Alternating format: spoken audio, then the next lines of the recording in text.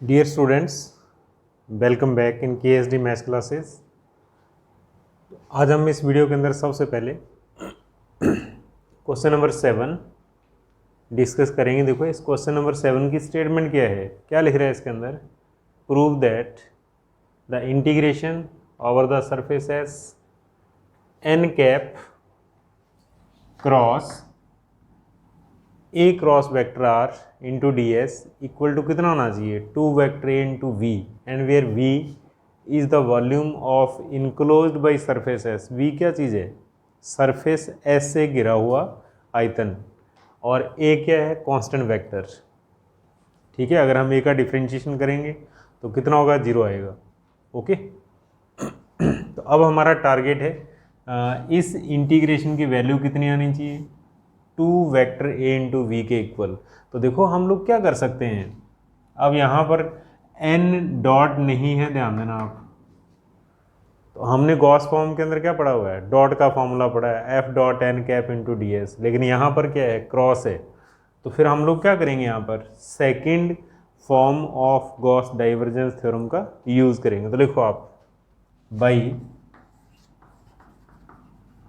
Second form of Gauss divergence theorem, पता होना चाहिए अपने को क्या होती है ये। ठीक है,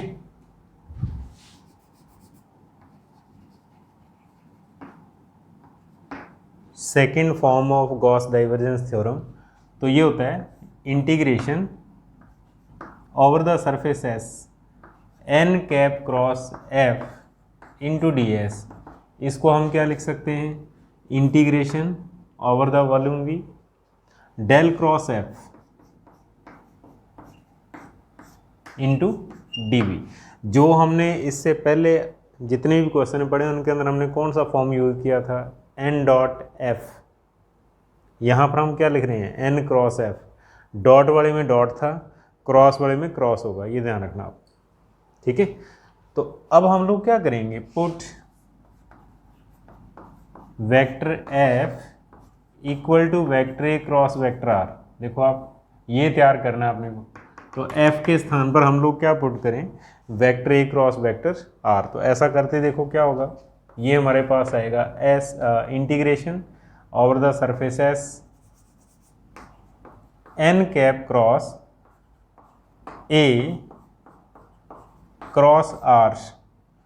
ठीक है, ये लेफ्ट हैंड साइड बनेंगी, और राइट हैंड साइड के अंदर हमारे पास आएगा डेल क्रॉस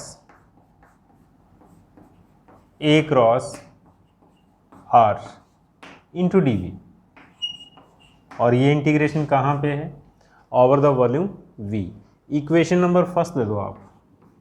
तो अब हमारा टारगेट रहेगा इस टर्म को कैलकुलेट करना, इसका मान ज्ञात करना। इसको हम कैलकुलेट करेंगे और इसकी वैल्यू इक्वेशन नंबर फर्स्ट के अंदर पुट कर देंगे।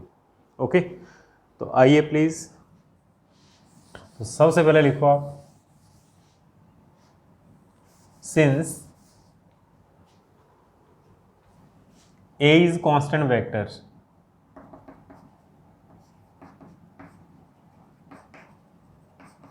कांस्टेंट वेक्टर, और हम वेक्टर ए को सपोज कर लेते हैं A1i A2j and A3k। Okay, और इसके बाद लिखो आप वेक्टर आर। वेक्टर आर अपने को पता है, हमेशा वेक्टर आर हम क्या लिखते हैं, xi plus yj plus zk। Okay, और now A cross R, vector A cross vector R लिखना है। सबसे पहले हम इस ब्रैकेट वाली टर्म को बनाएंगे। ठीक है, तो ये हमारे पास क्या बनेगा, आई जे के। ओके, उसके बाद फिर A1 A2 A3 x Y and Z. ठीक है, एक्स वाई और जेड लिखना, और फिर इस डिटर्मिनेंट को कैलकुलेट करना। तो हमारे पास क्या आएगा, बड़े ही ध्यान से इसको ओपन करना। तो दैट इज, हम इसके बाद लिखो आप ए क्रॉस आर, बड़े ध्यान से। सबसे पहले आई के रिस्पेक्ट इसको ओपन करेंगे, तो I इंटू आएगा A two Z minus A three Y, A two Z minus A three Y, फिर उसके बाद माइनस जे इंटू हमारे पास क्या देगा A one Z minus A three X, फिर प्लस के इंटू क्या आएगा A one Y minus A two X, K into A one Y minus A two X. Okay, और फिर अगले स्टेप के अंदर हम लोग क्या करेंगे, अगले स्टेप के अंदर हमारा टारगेट रहेगा del cross A cross R calculate करना। ओके, तो लिखिए आप नाउ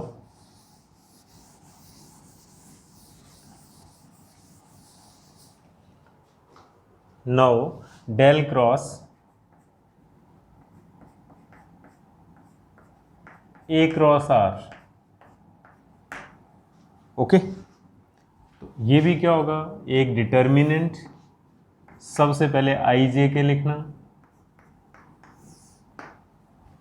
ओके, उसके बाद फिर डेल के coefficient that is del upon del X, del upon del Y, del upon del Z, और फिर उसके बाद सबसे पहले ए टू जेड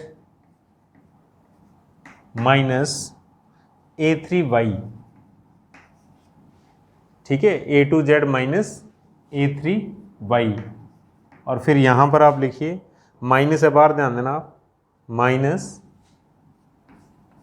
ब्रैकेट के अंदर A one Z minus A three X, A one Z minus A three X, और फिर लास्ट में हमारे पास आएगा A one Y minus A two X. ठीक है, थोड़ा स्पेस बड़ा लिख लेना आप, A one Y minus A two X. Okay, और अब इसको ओपन करना है, अब इसको हम ओपन करेंगे।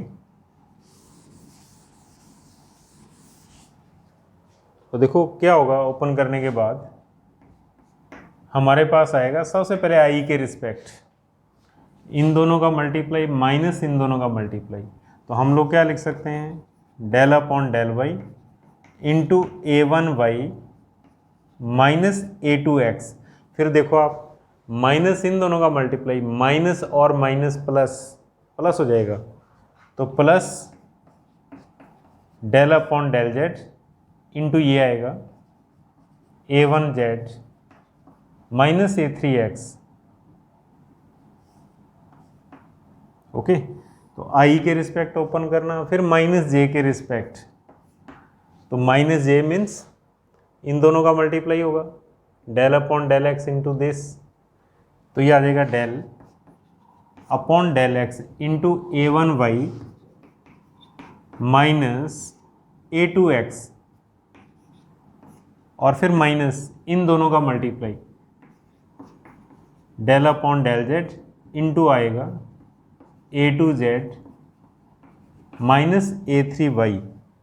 ओके, और अगले स्टेप के अंदर आप लिखिए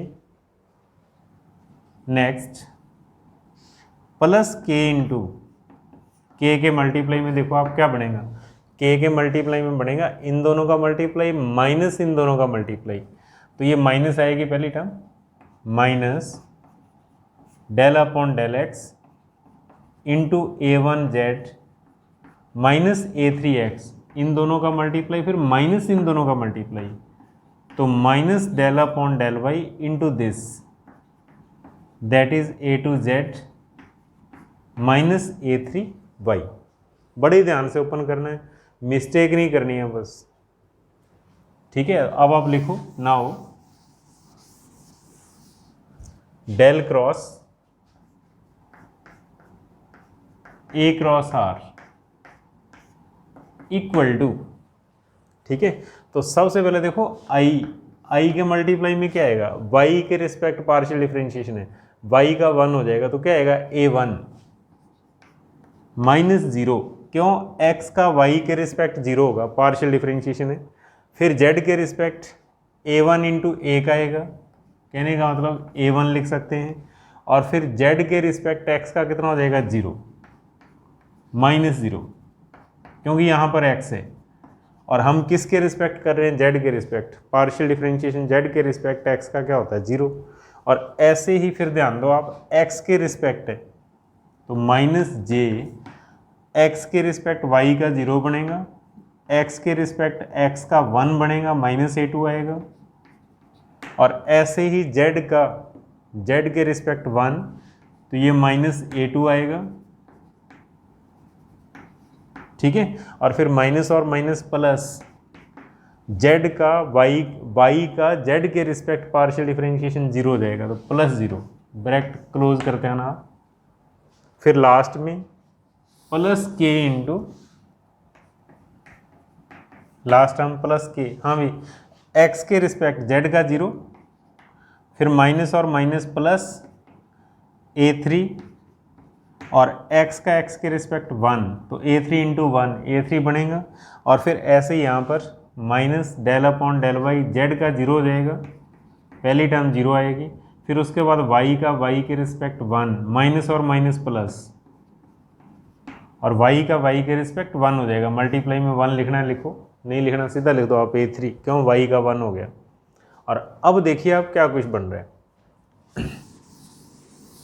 तो अब हमारे पास ये बन रहा है दैट इज 2a1i, फिर 2a2 इंटू जे, क्यों, माइनस और माइनस प्लस हो जाएगा, 2a2 इंटू जे, फिर ये 2a3 इंटू के, ऐसा लिख सकते हैं हम। और अगले स्टेप के अंदर 2 को कॉमन निकालना, तो इंटू क्या देगा, a1i a2j प्लस a3k। और ध्यान दो ये क्या है, ये वेक्टर a है, तो कहने का मतलब क्या हो जाएगा, 2 वेक्टर a। ये क्या चीज़ बन गया हमारे पास, 2 वेक्टर a। तो अब आपने क्या करना है, इक्वेशन फर्स्ट के अंदर ये वैल्यू पुट कर दो आप, क्योंकि हमारे पास क्या चल रहा है, देखो आप, हमारे पास लेफ्ट के अंदर चल रहा है del cross vector a cross vector r, और इसकी वैल्यू कितनी आ गई हमारे पास, 2 वेक्टर a आ गई। तो उसके बाद फिर लिखो आप बाई 1, इक्वेशन फर्स्ट से बाई 1। अगला स्टेप लिखिए आप,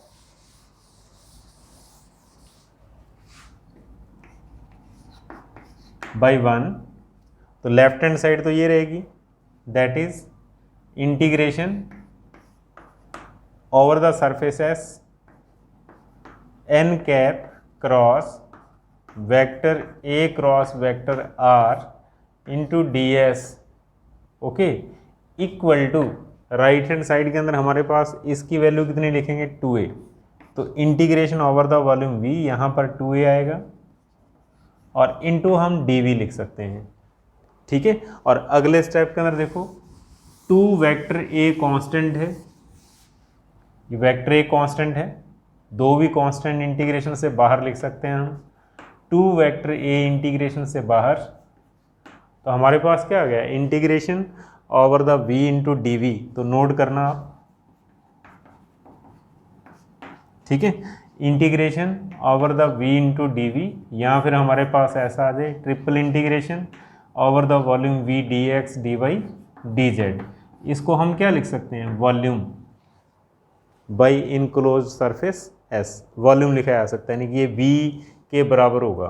तो अब आप लोग क्या करो, यहाँ पर वैल्यू पुट कर दो इसकी, तो हम इसको क्या लिख सकते हैं, that is 2 vector a into V, और यही इसकी राइट हैंड साइड है, ठीक है। हमने लेफ्ट से स्टार्ट किया था और हमारे पास क्या आ गई, राइट हैंड साइड, ठीक है। तो इस तरीके से हम इस क्वेश्चन को सॉल्व करेंगे, बड़े ध्यान से चलना, ठीक है। वेक्टर ए को सपोज कर लेना a1i a2j एंड a3k, और ए किस टाइप का वेक्टर है, कांस्टेंट वेक्टर। तो कहने का मतलब a1 a2 a3 कांस्टेंट होंगे, उनका डिफरेंशिएशन कितना होगा, 0 होगा। और r अपने को पता है क्या होता है, xi plus yj plus zk। सबसे पहले a क्रॉस r, फिर del cross a cross r calculate करना और वैल्यू पुट करना इक्वेशन फर्स्ट के अंदर, then we get answers, okay.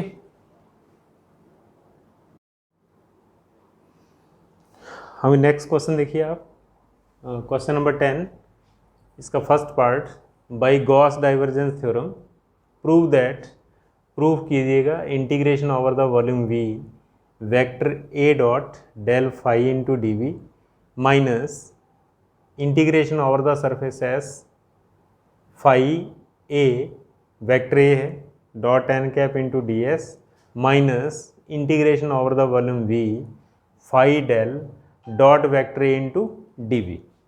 Okay, तो कहने का मतलब क्या है, हमारा टारगेट है ये हम प्रूफ करें किस चीज़ का यूज़ करते हुए, बाय गॉस डाइवर्जेंस थ्योरम। तो अब थोड़ा सा ऑब्जर्व कीजिएगा अब यहाँ पर कि फाई जो है वो वेक्टर नहीं है, फाई क्या है, स्केलर है। ठीक है, ए वेक्टर है, फाई क्या है, स्केलर, क्योंकि एक वेक्टर और एक स्केलर का मल्टीप्लाई होगा जब बीच में डॉट या क्रॉस नहीं होगा। ठीक है, बीच में कोई डॉट नहीं है, कोई क्रॉस नहीं है, it means phi is scalar. तो आप मेंशन कर सकते हो वेयर, बुक में दे नहीं रखा लेकिन हम पहचान करेंगे यहाँ पर फाई स्केलर, लेकिन डिफरेंशिएबल है। ठीक है, एक ऐसा स्केलर है जिसका हम डिफरेंशिएशन कर सकते हैं, डिफरेंशिएबल फंक्शन कह सकते हो आप, बट स्केलर आई जे के नहीं होगा इसके अंदर। ठीक है, हाँ भी इसके बाद देखो गॉस डाइवर्जेंस थ्योरम का यूज़ हम कहाँ पे करते हैं, देखो आप कौन सी टर्म के ऊपर होगा, S F dot N cap into D S, इस टर्म के ऊपर। तो लिखो आप now by integration over the surface S phi into vector A dot N cap into D S. तो देखो अगर हम इस टर्म के ऊपर गॉस डाइवर्जेंस थ्योरम का यूज़ करें तो हमारे पास क्या आएगा, हमारे पास आएगा integration over the volume V that is del dot phi into vector A into D V. Equation number first लिख देना यहाँ पर बाई गॉस डाइवर्जेंस थ्योरम।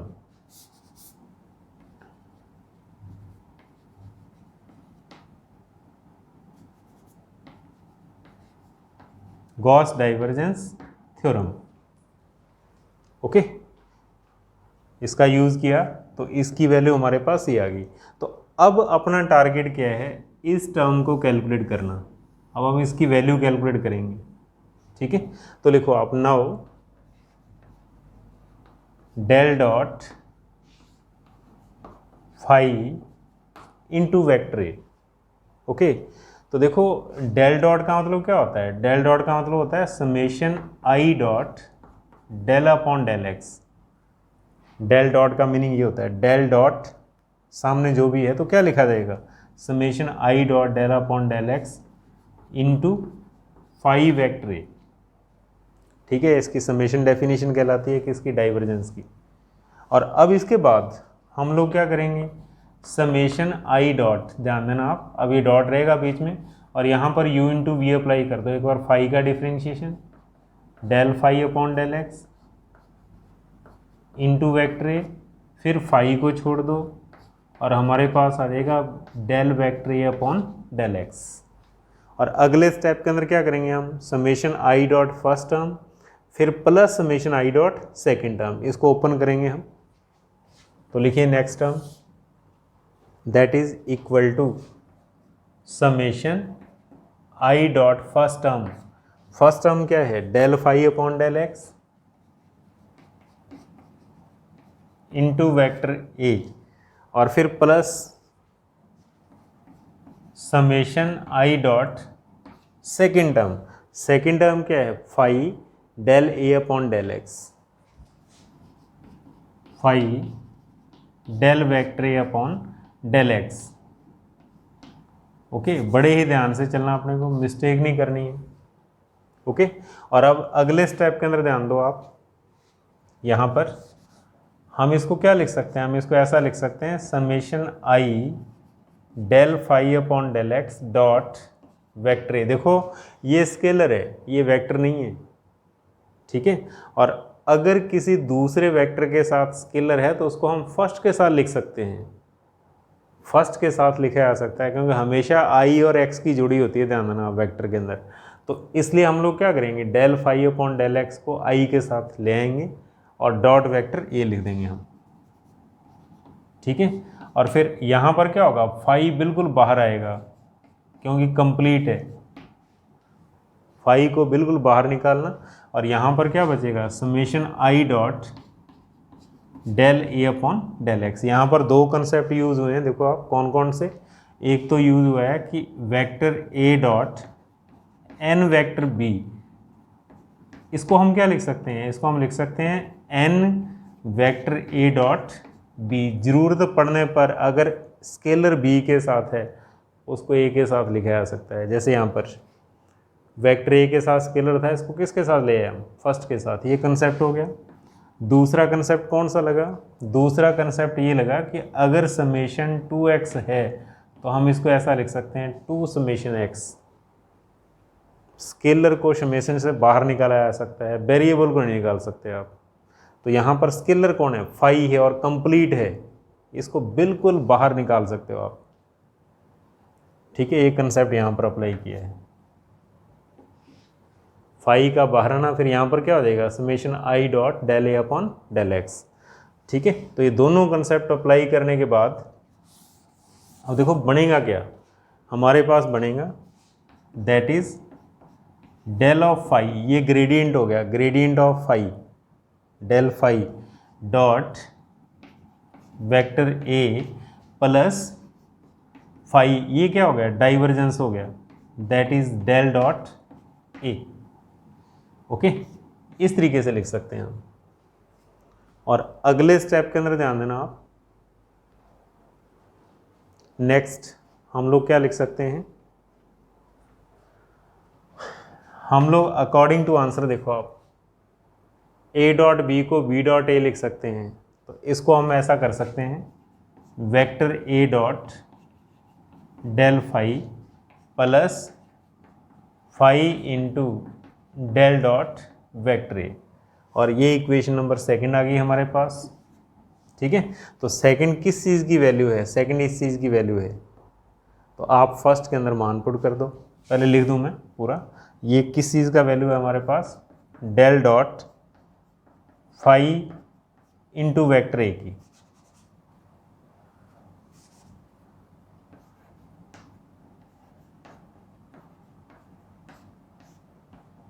इस चीज़ की वैल्यू है ये।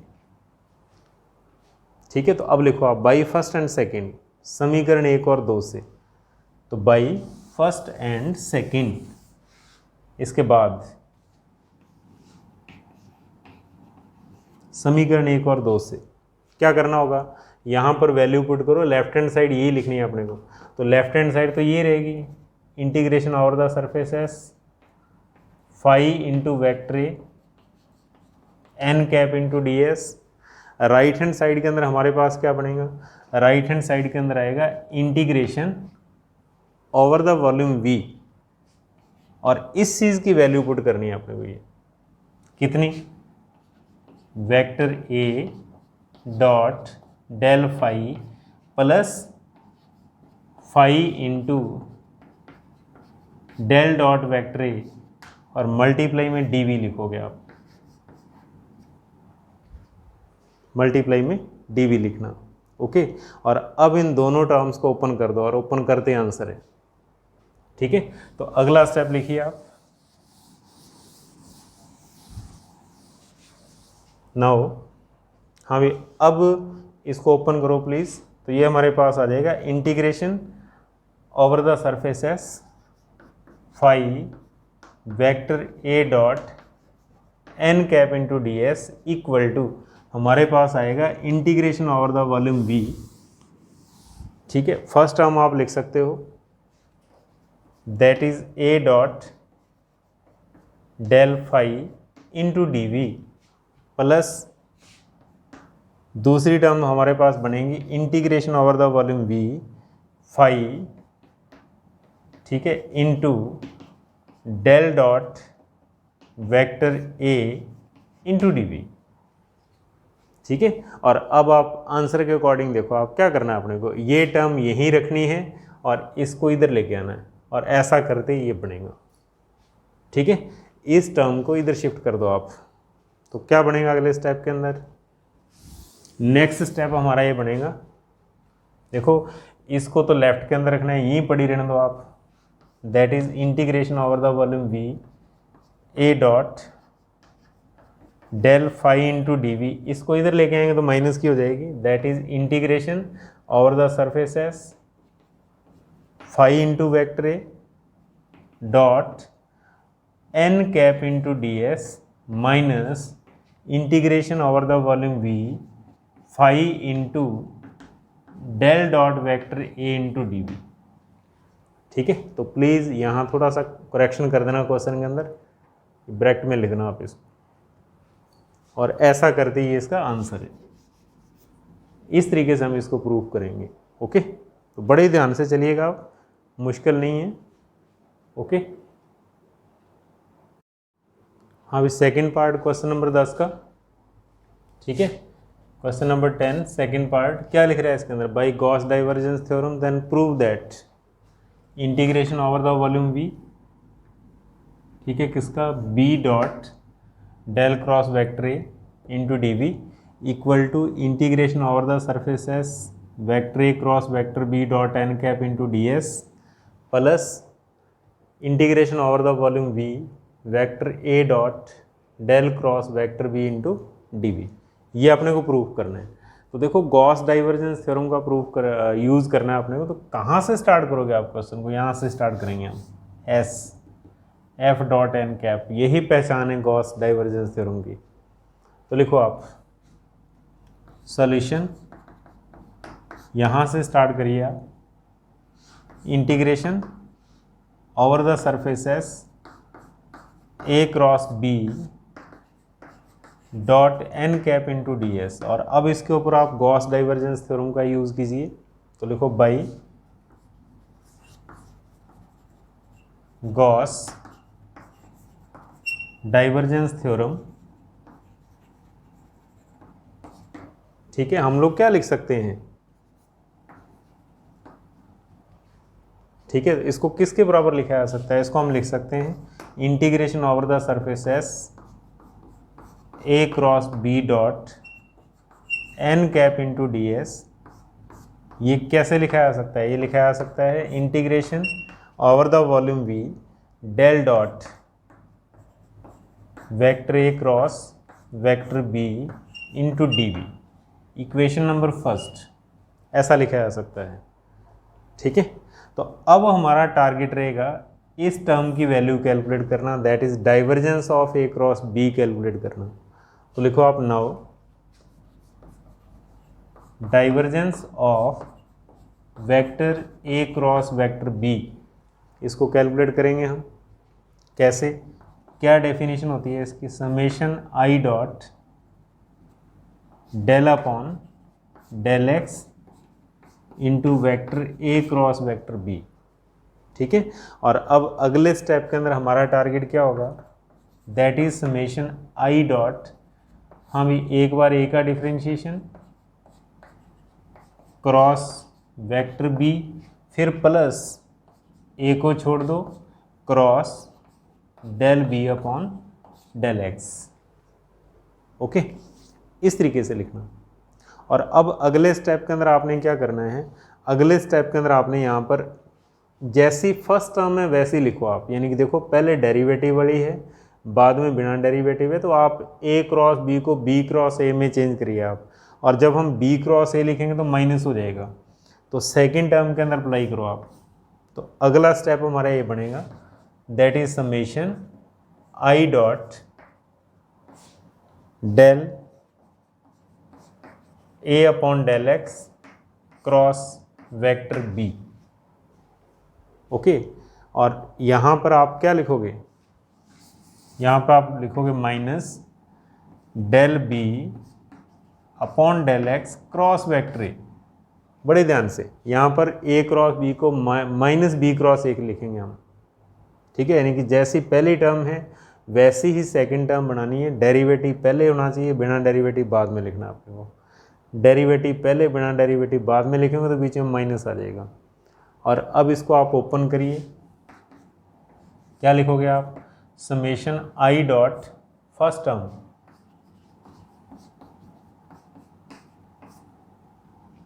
ठीक है।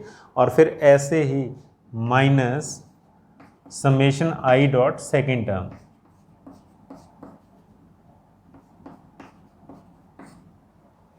ओके, इस तरीके से लिख सकते हैं। और फिर अगले स्टेप के अंदर आपने क्या करना है, इसका यूज़ करिए आप A dot B cross C. A dot B cross C को हम क्या लिख सकते हैं, हम लिख सकते हैं ए क्रॉस बी डॉट सी लिख सकते हैं। इसका यूज़ करना है अपने को, ठीक है। इसका यूज़ कैसे करोगे, देखो आप इसको आप लिखोगे समेशन आई क्रॉस पहली term into dot vector B, ठीक है। फिर minus summation i cross del we upon del x dot vector a. दोनों ही टर्म के अंदर इस कंसेप्ट का यूज़ करेंगे हम, ठीक है। I cross del A upon del x dot B लिखना, और यहाँ पर I cross del we upon del x dot A लिखना, ओके। और अगले स्टेप के अंदर क्या बनेगा, ये हमारे पास बन गया del cross a, del cross a dot b, और ये हमारे पास बन रहा है del cross B dot a, ठीक है। और अगर इसके बाद मैं आंसर को देखूं तो आंसर के अंदर देखो a dot B equal to क्या होता है, बी डॉट ए होता है, कोई फर्क नहीं पड़ता, डॉट के अंदर हम आगे पीछे लिख सकते हैं। तो आप इसको ऐसा लिख दो, B dot del cross A पहली term, reason A dot B equal to B dot A, dot के अंदर हम चेंज कर सकते हैं, कोई फर्क नहीं पड़ेगा। और ऐसे ही यहाँ पर हम क्या लिख सकते हैं, वेक्टर ए dot del cross b, reason लिख सकता हूँ साइड के अंदर कि since a dot B equal to B dot a, इसका यूज़ कर लिया हमने यहाँ पर, since a dot B equal to B dot A, dot वाली इस टर्म को पहले, डॉट के बाद ये, कोई फर्क नहीं पड़ेगा। ऐसे ही इस वेक्टर को पहले, डॉट के बाद इसको लिख दिया, कोई फर्क नहीं पड़ेगा, because a dot B equal to B dot a. और अब आपने क्या करना है, इक्वेशन फर्स्ट के अंदर वैल्यू पुट कर देनी है। तो इसको नंबर 2 दे दो आप, इक्वेशन नंबर सेकेंड, तो इसके बाद लिखो आप बाई फर्स्ट एंड सेकेंड, ठीक है। तो क्या होगा, इसकी वैल्यू पुट कर दो आप, ये इसकी वैल्यू है इक्वेशन नंबर सेकेंड जो है, ठीक है। तो लिखो by first and second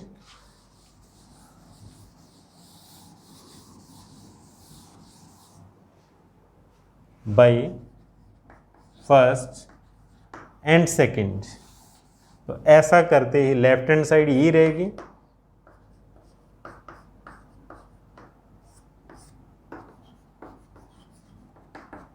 right hand side के अंदर वैल्यू पुट कर दो आप। तो इस टर्म को हटा करके दो टर्म लिखनी है, तो that is b dot del cross a minus a dot del cross b into D we, ठीक है। और अब दोनों टर्म्स को अलग अलग लिखिए आप राइट हैंड साइड के अंदर। कैसे, फर्स्ट टर्म को अलग कर दो आप, that is integration over the volume v, b dot del cross a लिख सकते हो ब्रैकेट के अंदर इंटू डी वी, फिर minus integration over the volume v, और ये टर्म आ जाएगी vector A dot del cross v into D we. और अब आप आंसर को देखते हुए क्या करो, इस टर्म को आप लेफ्ट हैंड साइड के अंदर शिफ्ट कर दो आप, ठीक है।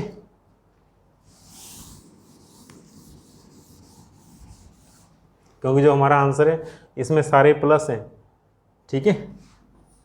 तो इसमें लेफ्ट ये चल रही है हमारी एस ए cross B dot N cap into D s. अब देखो सारी टर्म प्लस कब बनेंगे, जब माइनस वाली को इधर शिफ्ट करेंगे हम। तो ऐसा कर दो, ऐसा करते आंसर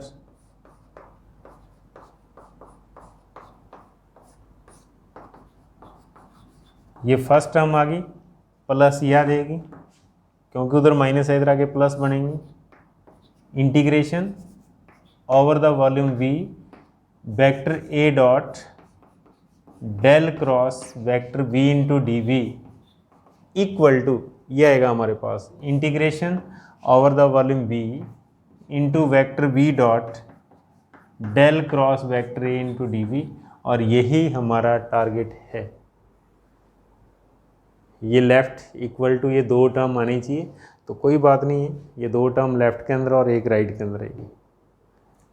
ठीक है, तो इसी तरीके से हम इस क्वेश्चन को सॉल्व करते हैं। इजी है, मुश्किल नहीं है, थोड़ा सा ध्यान से चलिएगा आप और ध्यान से सुनिएगा।